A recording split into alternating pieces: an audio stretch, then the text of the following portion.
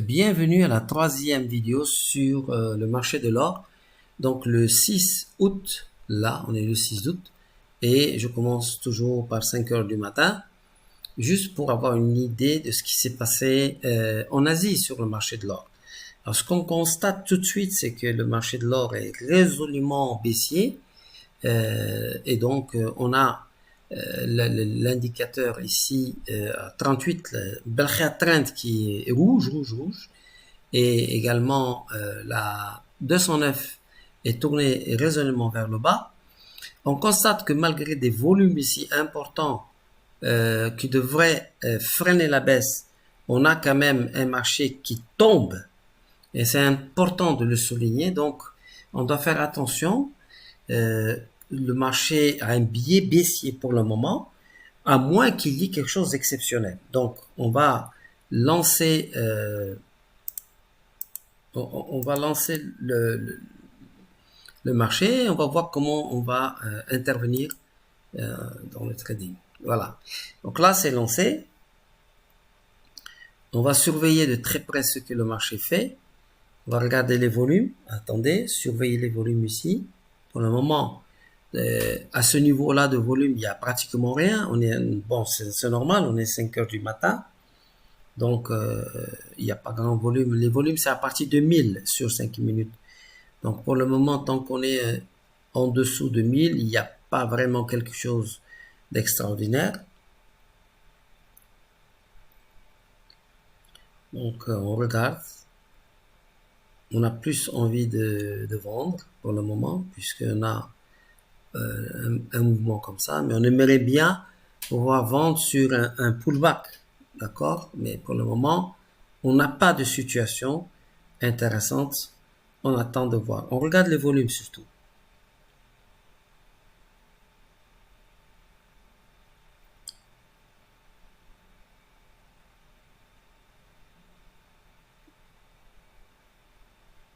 Donc là, le marché évolue, descend comme ça, doucement. On a une petite accélération sur le volume.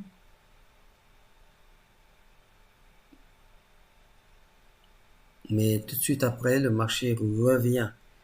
Donc on sent que cette tentative, ce qu'on appelle, il y a de la cause, mais il n'y a pas beaucoup d'effet ici. Il y a eu une accélération, une tentative, et le marché a tout de suite annulé cette tentative et il revient dans former ce qu'on appelle ici le matelas entre le. Je surveille, j'essaie de attention. Oups, je stoppe. Là, j'ai quelque chose d'intéressant. J'ai un grand volume. Donc, 3000. Donc, voilà, c'est un volume quand même qui est intéressant. Il est 8 heures du matin. Il y a une tendance baissière. Donc, je me dis que je vais certainement acheter et j'attends une confirmation sur les volumes et sur j'ai pas envie d'acheter alors que celui-là est rouge. Donc, j'aimerais bien, c'est un bon squeeze. On est le matin. Bon, 3000, c'est pas mal. Donc, j'ai 80% de probabilité d'acheter ce marché-là maintenant. Mais j'attends une confirmation. Si j'ai une confirmation, ce serait bien.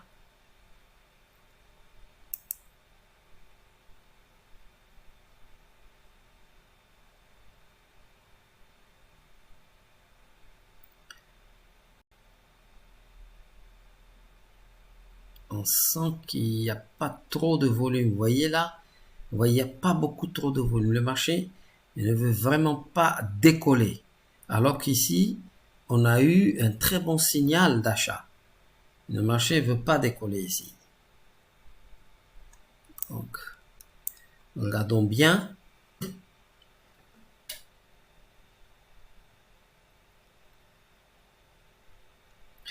On dirait que là, lorsqu'il y a des situations comme ça où il y a vraiment une tentative de remonter mais qui est tout de suite annulée, alors vous pouvez vous attendre quand même à plutôt un mouvement baissier que haussier, puisque ça c'est normalement, ça devrait faire remonter le marché, mais ça a échoué. Donc, si on a eu du vert ici, si on avait eu du vert, j'aurais acheté. Mais le 38 ne s'est pas tourné en vert, et donc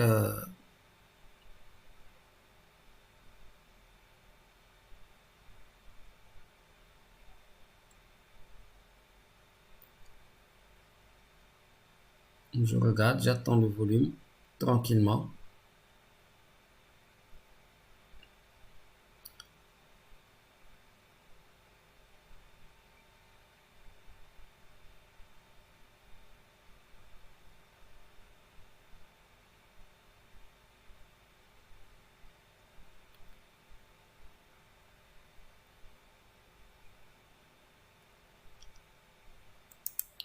Je stoppe ici. Je rappelle donc que le marché est en train de tomber. Le marché de l'or est en train de tomber. Et nous, on attend le meilleur moment pour rentrer, pour essayer de gagner de l'argent. Donc, on aurait pu rentrer ici et on ne l'a pas fait parce qu'on n'a pas eu de confirmation, comme vous l'avez vu. Et là, le marché, doucement et sûrement, est en train de tomber tranquillement. Bon. Donc,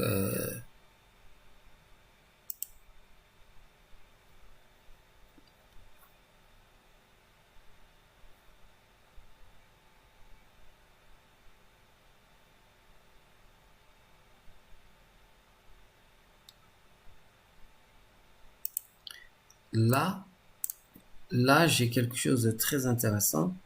J'ai une cassure ici. On est revenu, on a cassé ce point-là. C'est quand même très intéressant ici. J'aurais pu vendre ici à ce niveau-là, mais il me fallait juste. Ah, j'ai le rouge ici, ça s'annonce bien. Ici, ça casse, ça fait de la résistance un peu. J'ai envie de vendre, même si ça fait ça. Je serais plutôt intéressé de vendre puisque j'ai ce volume-là qui est arrivé. Il me plaît. Bon, donc je vais vendre.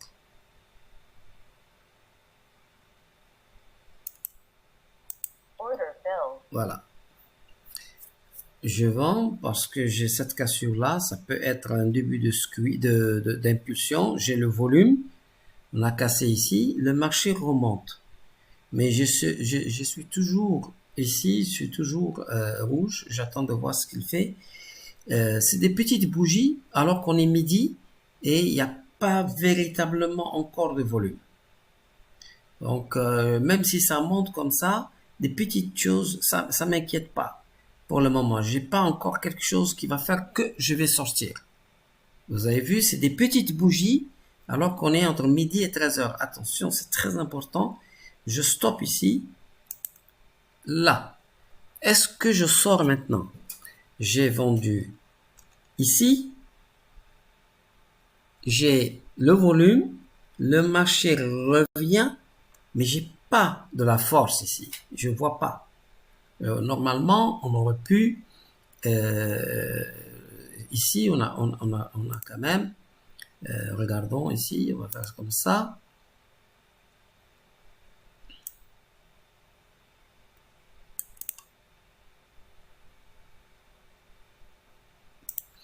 On a quand même cassé un couloir baissier, on l'a cassé. Mais on ne l'a pas cassé avec force. C'est très très important. Donc moi, bien que je sois mal positionné, que j'ai vendu ici, le marché m'a donné tort et remonte. Mais il remonte sans me faire peur. Je dois vraiment, pour que je sorte vraiment de ce marché-là, il faut que je vois une belle bougie, de la force, mais je ne vois pas de la force sur ce marché-là. Pour le moment, c'est timide. On les voit bien, c'est des petites opérations. Il n'y a pas encore les grands loups qui sont là. Donc, je perds 600 $. C'est vrai. C'est un exemple que j'ai choisi pour vous montrer que il y a moyen de pouvoir gérer des positions, même quand on est perdant. Comment on peut gérer le stop loss. Évidemment, cet exemple n'est pas bon pour ceux qui font les examens puisque vous ne devez pas perdre 600 dollars sur un trade. Mais j'ai tenu à vous montrer cet exemple parce qu'il arrive très souvent sur le marché de l'or et même sur les autres marchés que vous pouvez avoir un signal baissier puis le marché remonte, mais comme il vous fait pas peur, vous pouvez résister, attendre un peu, avoir un mantel d'acier parce que vous savez lire ce qui est en train de se passer. D'accord? Alors, on va continuer, on va voir ce qu'on peut faire sur cette position-là. J'attends, je suis prêt à sortir si j'ai une mèche, mais cette fois-ci, attention, là, je respire. Parce que non seulement j'ai une mèche par le haut et j'ai une grande bougie qui revient vers le couloir baissier et surtout avec du volume. Enfin, là, il y a du volume. Cette situation-là, elle est très intéressante. Elle me rassure sur ce que le marché peut faire. Ici, je continue.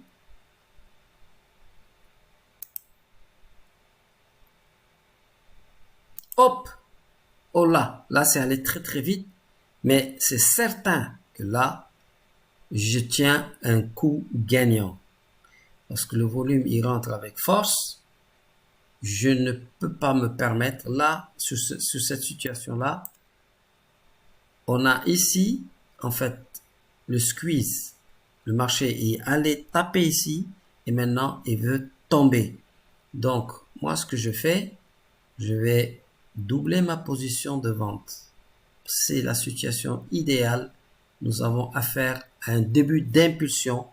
Je vous l'ai toujours dit, nous avons ici un support, cassure du support avec force, avec une grande bougie, comme ça.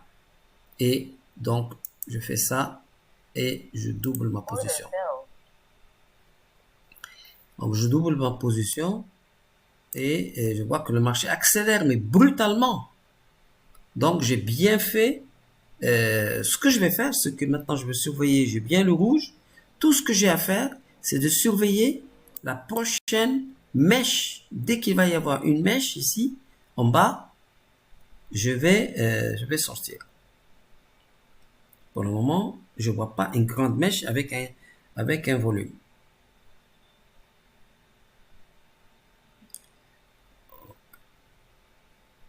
Hop, peut-être ici,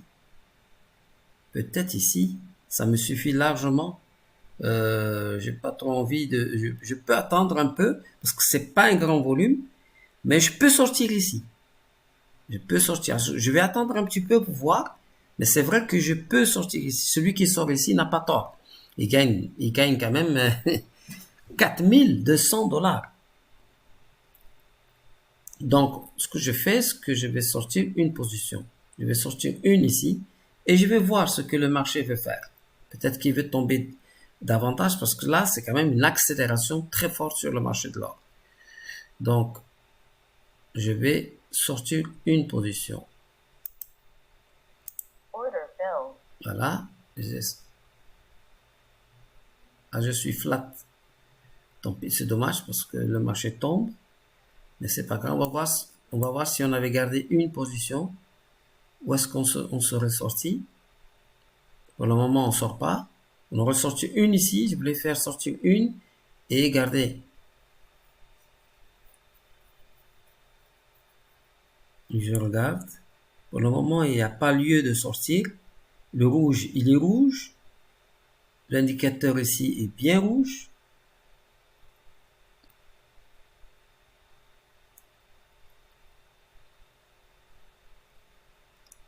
Les volumes ne me font pas peur, donc je dois rester. Top. Là, je sors. Sur ce mouvement-là, ça a l'air de rien comme ça, mais ce grand volume-là, avec cette petite bougie-là, me suffit largement pour sortir. En tout cas, voilà un exemple d'un trade sur l'or où le marché Il dormait tout en descendant doucement et sûrement. Il m'a donné éventuellement un signal d'achat ici qui a été... attendez, je vais vous montrer. Ici, il m'a donné un signal d'achat, mais ensuite, j'ai pas eu de confirmation de l'indicateur multicolore. Donc, j'ai attendu d'avoir cette confirmation. Ensuite, j'ai eu un signal ici de vente sur le marché avec le volume. J'ai vendu, puis le marché m'a donné tort, et puis il est remonté. Mais, vous voyez, cette remontée, c'est pas une remontée stressante. Donc, je me disais qu'il fallait au moins qu'il y ait une confirmation de la force. Et en fait, cette bougie-là m'a mis à l'aise, et surtout celle-là, et surtout quand on a ce volume qui arrive et qui explose ici, alors là c'est de l'argent vraiment facile. L'or souvent, et il va vous donner de l'argent dans des situations comme ça, et là on a quand même encaissé 4490. On a largement, cette journée-là nous a largement permis de faire l'objectif du test de 100 000 dollars. Voilà. Donc, c'était encore une fois un exemple de gestion sur le marché de l'or. J'essaye de prendre des journées comme ça sur le marché de l'or et de vous montrer comment vous pouvez raisonner pour à la fois combiner le Belkhayat Trend, là, celui-là, qui nous a permis, celui-là, il nous a permis quand même de descendre jusqu'en bas. Je suis même curieux de voir jusqu'où il nous aurait laissé. On le regarde faire. Est-ce qu'il va devenir vert ou pas? Mais pour le moment, c'est pas mal. Ça tombe toujours. C'est intéressant de voir si celui-là, on a eu raison d'acheter ici ou pas. On va bien voir. Mais en tout cas, voilà une façon de faire du trading sur le marché de l'or. Et lorsque vous voyez le Belkhayat Trend qui est rouge et que vous êtes vendeur, essayez d'avoir le sang-froid et essayez de prendre 2-3 000 dollars que vous pouvez prendre sur le marché de l'or. Vous avez bien ici, ça a vraiment servi de frein apparemment. Ici, on a eu raison de sortir ici. C'est toujours étonnant à quel point ça fonctionne. Lorsqu'on est en tendance baissière, on a une mèche, on a un grand volume. Même, c'est relatif par rapport à ce qui s'est passé ici. Ça valait le coup de sortir là. En tout cas, ici, on est en train de croiser ici. Donc, ça vaut plus le coup de rester. Hein. Et donc, c'est une journée. De toute façon, on est 18h, on est rentré dans 18h, 19h. Dans tous les cas, il faut sortir, encaisser. Et c'est quand même une très très belle journée à 4000 et quelques. C'est une très bonne journée sur le marché de l'or. Voilà, donc j'espère que vous avez aimé cette vidéo. La troisième sur le marché de l'or. Je vais voir si je peux encore trouver 2 ou 3 vidéos sur l'or. Et ensuite, on passera au pétrole, et on passera au ZN et puis au Nasdaq. Et de cette façon-là, vous allez pouvoir vous habituer à combiner Belkhayat Trend, l'indicateur de la moyenne mobile UL de 209 et puis le plus important, comme vous voyez, je fais très attention au volume. C'est le volume qui décide si je dois rentrer et quand je dois sortir. Je vous remercie encore une fois de votre patience et de votre attention et je vous donne rendez-vous pour la prochaine vidéo. À tout à l'heure.